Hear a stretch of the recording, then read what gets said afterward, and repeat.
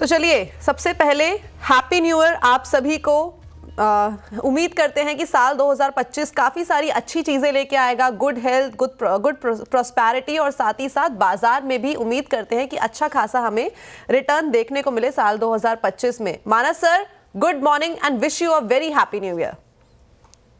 Happy new year Kanchan ji, happy new year Shreya ji, और उम्मीद करते हैं कि आने वाला 2025 आप सबके लिए बहुत ही अच्छा होगा जी। तो जिस तरीके से हम देखें कि साल का आज पहला दिन है, बाजार की शुरुआत हो गई है और बाजार ने अपने लोअर लेवल से कहीं ना कहीं रिकवरी के साइंस तो ऑलरेडी दिखा दिए हैं। अगर 2024 की बात करी जाए तो सेंसेक्स ने करीब 8.17% का रिटर्न जनरेट किया करके दिया है, वहीं निफ्टी भी करीबन 8.8% के पॉजिटिव रिटर्न के साथ उभर के आया है। लेकिन मिड कैप में और स्मॉल कैप में एक अच्छा शानदार परफॉर्मेंस देखने को मिला है, यानी कि दोनों ही इंडाइसेस ने करीब 25% के रिटर्न जनरेट करके दिए हैं। लेकिन काफी सारे इवेंट्स हैं अब जो पाइपलाइन में बने हुए हैं, काफी सारी चीजों पे हमें खासा ध्यान रखना होगा। जो काफी लंबे टाइम से हम बोलते जा रहे हैं कि अर्निंग सीजन शुरू होने वाला है, अगर अर्निंग में एक अच्छा पॉजिटिव आउटकम निकल के आता है तो बाजार को एक अच्छा खासा सपोर्ट मिलता हुआ दिखाई देगा। लेकिन मानस सर, आज के लिए हमें कहां तक के लेवल्स देखने को मिल सकते हैं? क्या पूरा का पूरा नजरिया है बाजार को लेके इस वक्त? तो देखिए कंचन जी, सबसे इंपॉर्टेंट ये है कि निफ्टी अपने 200 डे मूविंग एवरेज के नीचे ट्रेड कर रहा है पिछले 2 दिनों से। तो जब तक 200 डे मूविंग एवरेज रीगेन ना हो जाए, 24,000 की रेंज ब्रेक होके उसके ऊपर निफ्टी ट्रेड ना करने लगे, तब तक मेरे हिसाब से खरीदारी नहीं करनी चाहिए। और अगर आपने लॉन्ग पोजीशन बना ली है तो कल के लो को बहुत अहमियत दीजिए। अगर कल के लो के नीचे गया 23,450 के नीचे निफ्टी गया, तब तो आपको कम से कम 200 से 250 पॉइंट की गिरावट और देखने को मिलेगी। इसलिए कॉशियस रहिए इस मार्केट में, खरीदारी एग्रेसिव होकर केवल 24,100 के ऊपर करेंगे और लॉन्ग पोजीशन में 23,450 का स्टॉप लॉस लगाएंगे। तो कॉशियस रहने की सलाह फिलहाल मार्केट में मानस जी की ओर से ये आती हुई। और लेवल्स की बात करें तो 24,000 का लेवल इंपॉर्टेंट फिलहाल ऊपरी स्तरों पर, वही 23,450 का एक लेवल इंपॉर्टेंट। अगर वहाँ से बिकवाली आती है तो फिर 200 और 300 पॉइंट की ज़्यादा गिरावट देखने को मिल सकती है बाजार में। वैसे मानस जी, क्या किया आपने न्यू ईयर में कल? कुछ खास नहीं, बट फैमिली के साथ पूरा टाइम स्पेंड किया। Family time is the best time Indeed.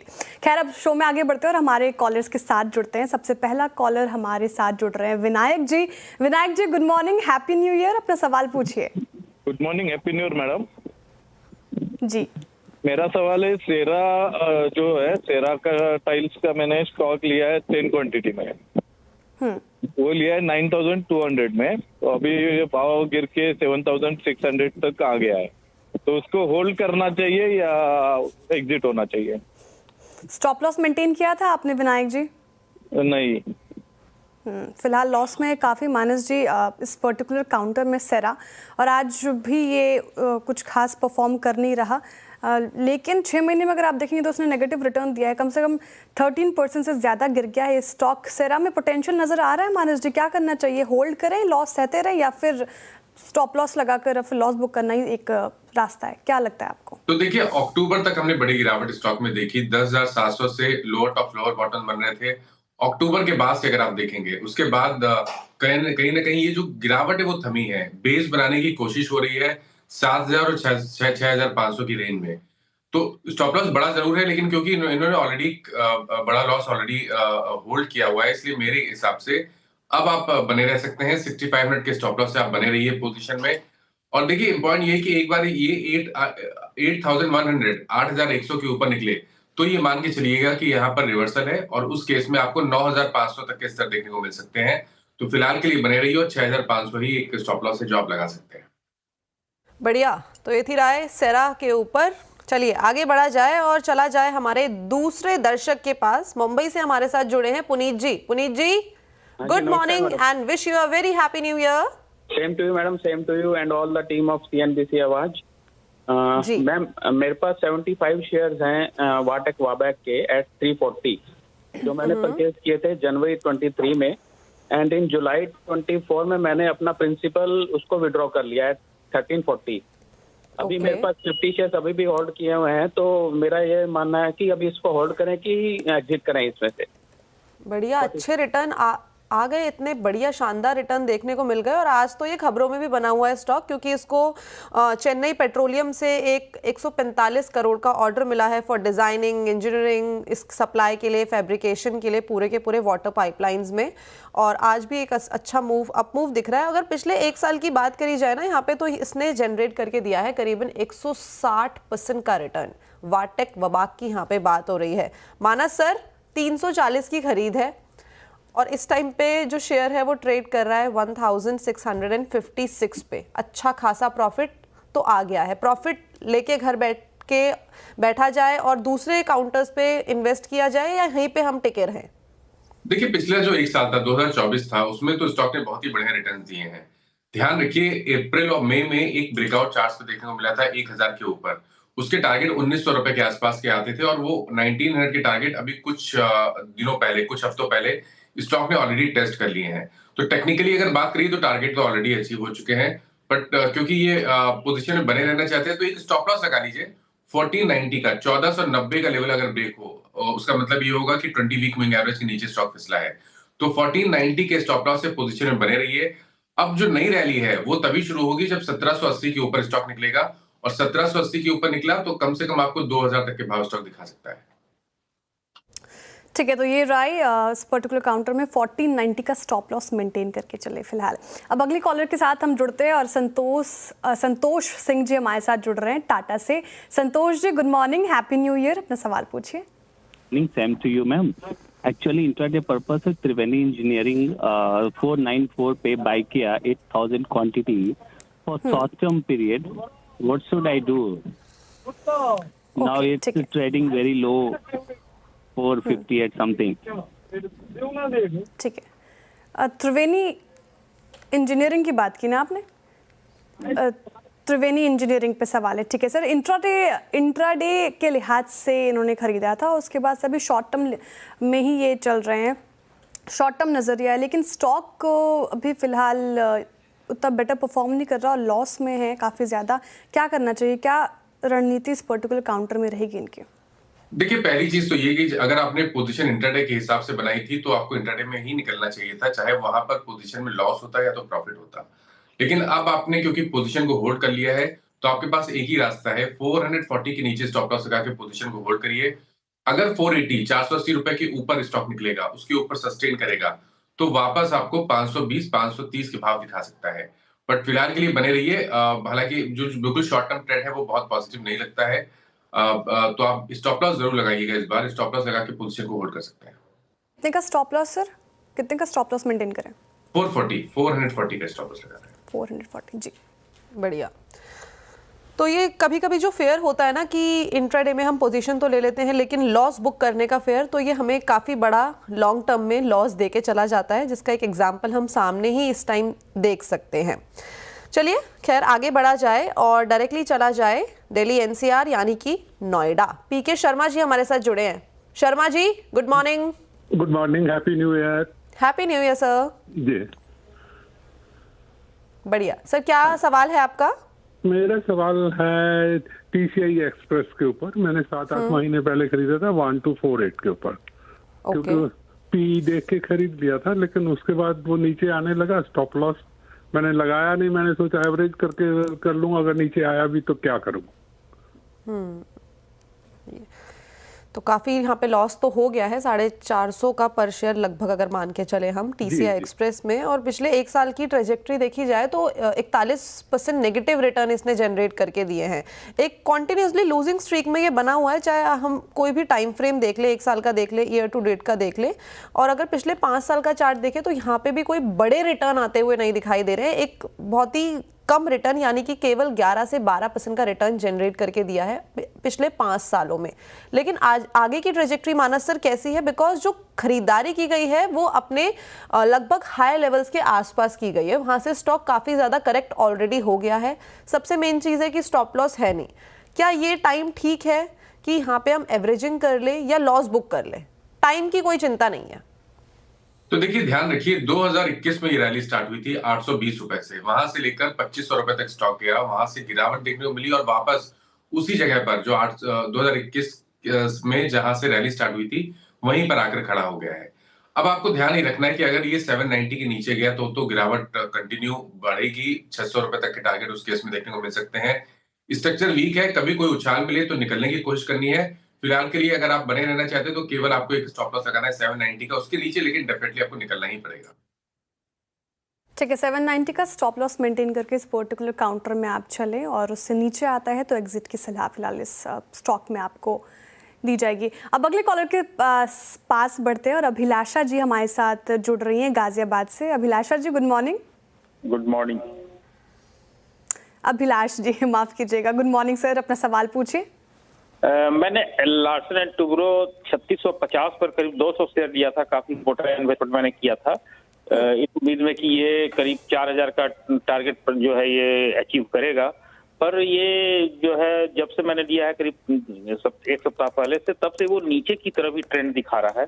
क्या लगता है कि ये हमें 4000 या के आसपास का जो टारगेट दे पाएगा? 1 वीक ही हुए ना आपको लिए हुए, कब तक आप होल्ड करना चाह रहे हैं? लॉन्ग टर्म नजरिया है, शॉर्ट टर्म के मेरा लिहाज से? शॉर्ट टर्म ही, ज्यादा लॉन्ग टर्म नहीं है, क्योंकि मैंने हेवी कैपिटल लगाया, मैं रिटर्न पर्पज से मैंने लगाया है कि मुझे शॉर्ट टर्म के लिए लगाया है। ठीक है मानस जी, फिलहाल तो ये लॉस में नजर आ रहे हैं, लेकिन इस पर्टिकुलर काउंटर की बात करें तो थोड़ा स्लो चला है, लेकिन 6 महीने में भी पॉजिटिव रिटर्न दिया है और इस साल में अब तक भी इसने पॉजिटिव रिटर्न ही दिया है, लेकिन थोड़ा कम रिटर्न है। क्या लगता है आपको 4000 के स्तर दिखा सकता है एल&टी, जिस तरीके से इंफ्रा पर जोर है सरकार का? तो देखिए, अगर हम बिल्कुल शॉर्ट टर्म की बात करें तो स्टॉक करेक्ट हुआ है। 200 मूविंग एवरेज पे कल सपोर्ट लिया, वहां पर एक बाउंस बैक देखने को मिला। अब देखिए, अहम ये है कि अगर ये 3650 के ऊपर निकले, 3650 के ऊपर निकलेगा तो फिर आपको अच्छी खासी रिकवरी देखने को मिलेगी और उस रिकवरी में शायद आपको 3850 तक के भाव भी देखने को मिल जाए। तो रिस्क रिवॉर्ड के हिसाब से तो काफी बेहतर ट्रेड हो सकता है ये। तो आपको स्टॉप लॉस लगाना है 3540 का, 3540 के स्टॉप लॉस से बने रहिए। टारगेट आपको सेट करने हैं 3850 के। बढ़िया। तो ये थी राय लार्सन एंड ट्यूब्रो पर।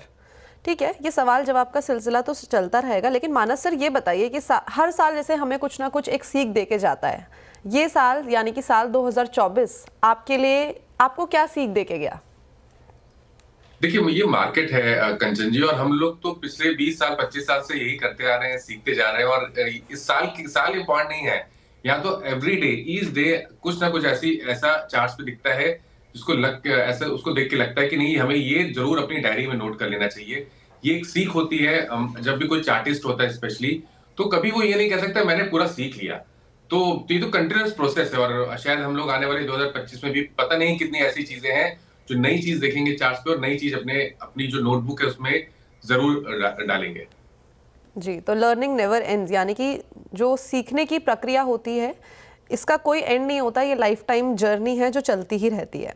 चलिए आगे बढ़ते हैं और डायरेक्टली लखनऊ चला जाए। लखनऊ से निखिल जी हमारे साथ जुड़े हैं। निखिल जी नमस्कार और नव वर्ष की हार्दिक शुभकामनाएं। मैम, नव वर्ष की बहुत बहुत बधाइयाँ।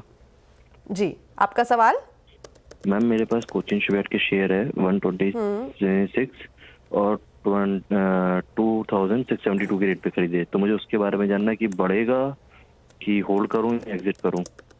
ओके, कोचिन शिपयार्ड तो एक अच्छा काउंटर है कोचिन शिपयार्ड, और रिसेंटली इसमें अच्छा एक अपमूव भी देखने को मिला था। अगर पिछले एक ईयर टू डेट की बात करी जाए तो करीबन 125% का रिटर्न इसने जनरेट करके दिया है। लेकिन आई मस्ट से कि जो खरीदारी का लेवल है वो काफ़ी हायर लेवल्स पे खरीदारी कर ली गई है। 26 मतलब ऑल टाइम अपने हाई से 200-300 रुपये कम में ही खरीदारी की गई है। उसके बाद इसमें काफ़ी एक डाउन साइड देखने को मिला और स्टीप डाउन साइड देखने को मिला है। काफ़ी ज़्यादा करेक्शन आ गया है पिछले 6 महीने में, क्योंकि पिछले 1 साल में तो रिटर्न अच्छा दिया है, लेकिन पिछले 6 महीने से एक डाउनवर्ड की जो ट्रेजेक्ट्री है वो कॉन्टिन्यूसली बनती रही है।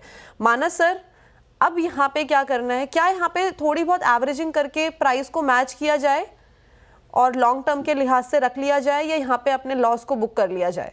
देखिए, आपने अगर खरीदारी ऊपर के स्तर पे की हो और गिरावट देखने को मिले, तो एवरेज तभी करें जब कोई लोअर लेवल पे आपको रिवर्सल का साइन देखने को मिले।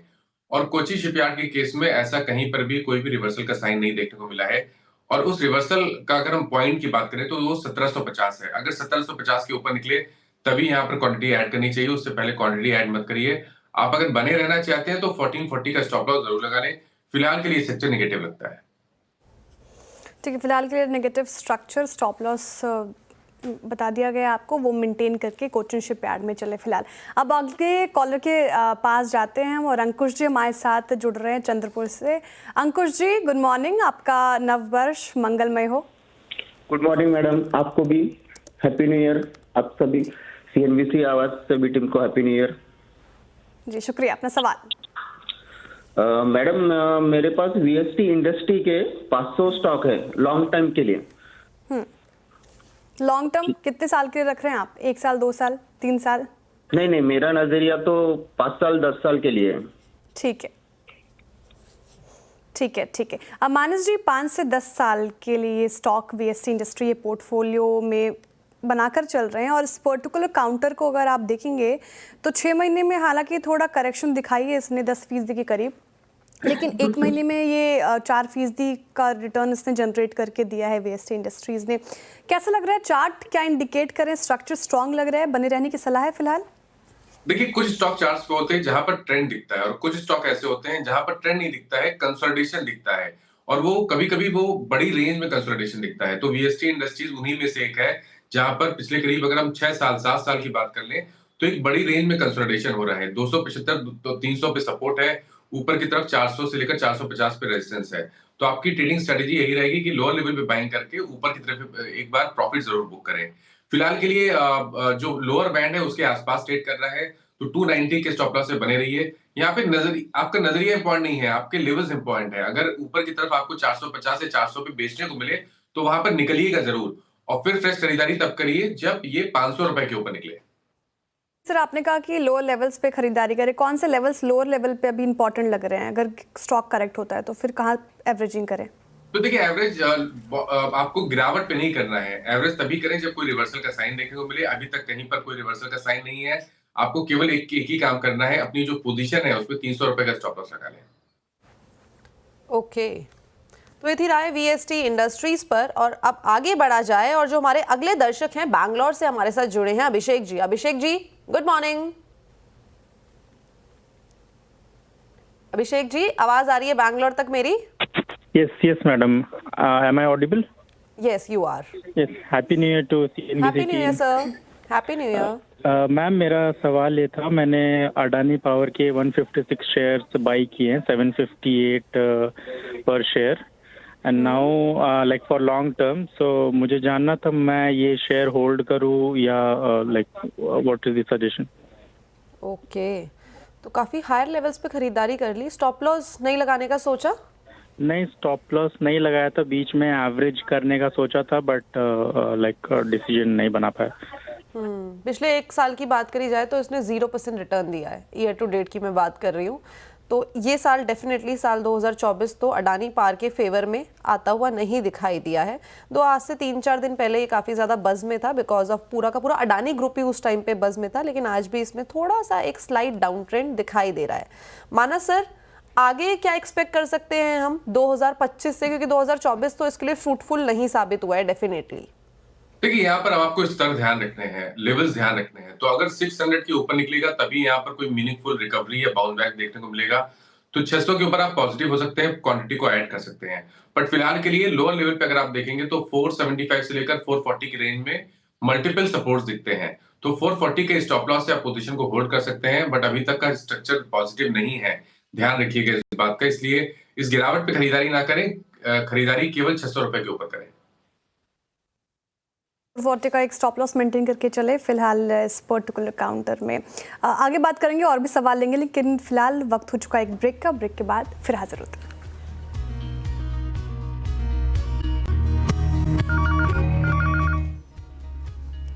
तो चलिए एक बार फिर से स्वागत है आप सभी का CNBC आवाज की खास पेशकश ट्रेडर्स हॉटलाइन में। अब बढ़ा जाए सोशल मीडिया की तरफ, क्योंकि काफी सारे सवाल हमारे सोशल मीडिया में पॉपअप होते हुए दिखाई दे रहे हैं। लेकिन सारे के सारे व्यूअर्स से मेरी एक छोटी सी रिक्वेस्ट है, आज है साल का पहला दिन, आपका पोर्टफोलियो रेड में है या ग्रीन में है, ये कमेंट करके जरूर बताइएगा। बाकी हमारे सोशल मीडिया हैंडल CNBC आवाज को आप टैग कर सकते हैं, श्रेया को टैग कर सकते हैं, या फिर मुझे टैग करके अपने कोई भी सवाल पूछ सकते हैं। बाजार में डे लोस से एक रिकवरी आती हुई दिखाई दे रही है। अगर निफ्टी की इस टाइम पे बात करी जाए तो जो अपने लोअर लेवल इसने बनाए थे डे लोस से कहीं ना कहीं अच्छा खासा रिकवर हो गया। 708 डे हाई के पास ये पहुंच चुका है, ओके, अगर बीएससी के 60 शेयर्स की तरफ नजर डाली जाए तो यहाँ का मूड माहौल भी कुछ इस तरीके का ही लग रहा है, क्योंकि एडवांस डिक्लाइन का जो रेशियो है वहाँ पे जो बुल्स हैं वो इस टाइम पे हावी होते हुए दिखाई दे रहे हैं बेयर्स में। महिंद्रा एंड महिंद्रा, इसके ऑटो नंबर्स अभी आए हैं, उसके बाद इसमें करीब 1.25% की बढ़त देखने को मिल रही है। अगर एचडीएफसी बैंक की तरफ नजर डाली जाए तो वहाँ पे भी अच्छा खासा मोमेंटम बना हुआ है, आईसीआईसीआई बैंक, रिलायंस इंडस्ट्री। लेकिन बेयर्स को जो सपोर्ट करते हुए स्टॉक्स नजर आ रहे हैं बजाज ऑटो, क्योंकि अभी इसके ऑटो नंबर्स आए हैं दिसंबर के, हिंडाल्को, आयशर मोटर्स और एनटीपीसी। चलिए आगे बढ़ा जाए और अब चलते हैं सीधा सोशल मीडिया प्लेटफॉर्म पर। सबसे पहले आज एक्स से शुरुआत नहीं करते, शुरुआत करते हैं इंस्टाग्राम से। पुनीत सभरवाल जी का सवाल आया है टाटा पावर के ऊपर। मानस सर, इन्होंने टाटा पावर लिया तो था लेकिन इंट्राडे के लिहाज से लिया था। 14,700 शेयर लिए थे इन्होंने टाटा पावर के, करीबन 445 के भाव पे। उसके बाद भाव आया नहीं, जो इन्होंने अज्यूम किया होगा कि कितना प्राइस इन्हें मिल जाएगा वो आया नहीं, लेकिन स्टॉक काफ़ी ज़्यादा करेक्ट ज़रूर हो गया।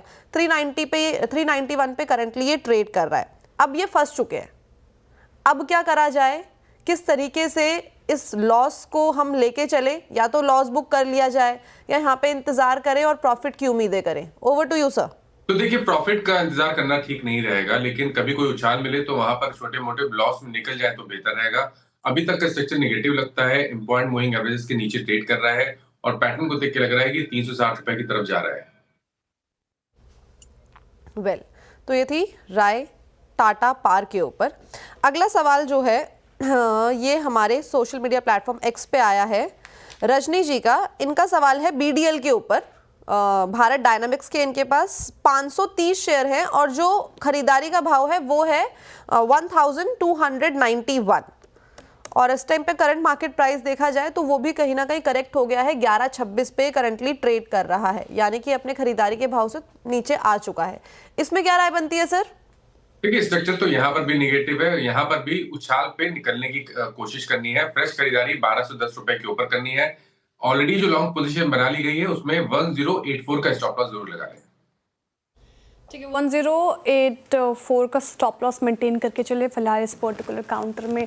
अब कुछ सवाल एक्स से लेते हैं। राहुल जी सवाल पूछ रहे हैं दीपक फर्टिलाइजर्स पर। 150 शेयर्स इनके पास, खरीद इनकी 1196 की है और फिलहाल ये 1205 के लेवल पर ट्रेड कर रहा है। प्रॉफिट में ही है लेकिन इन्होंने 3 महीने से होल्ड कर रखा है।